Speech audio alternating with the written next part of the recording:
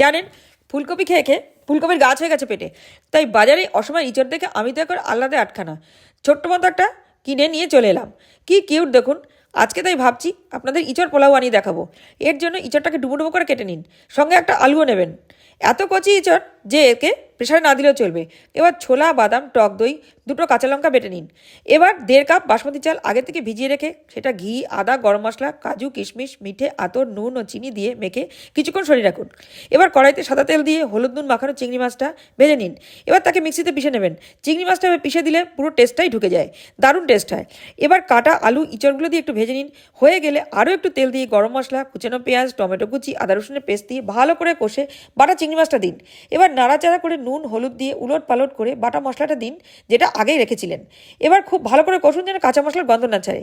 ভাজা ইঁচড় ও আলুটা দিয়ে এপিট ওপিট করে চাল মাখাটা দিন। এবার ভালো করে ইঁচড় দিয়ে যখন মাখামাখি হয়ে যাবে তখন ছোটো কাপের 4 কাপ গরম জল দিন। এবার গ্যাস কমিয়ে ওই 15 থেকে 20 মিনিটের মতন ঢাকা দিন। হয়ে গেলে একটু ঘি দিয়ে আরও 15 মিনিট দমে রাখুন। দেখুন কতটা ঝরঝরে হয়েছে। ইঁচড়টা প্রেশারে না দিয়েও কত সুন্দর সিদ্ধ হয়েছে। আমি ভেঙে দেখিয়ে দিচ্ছি। এবার আর দেরি কেন, এবার চলে আসুন সবাই।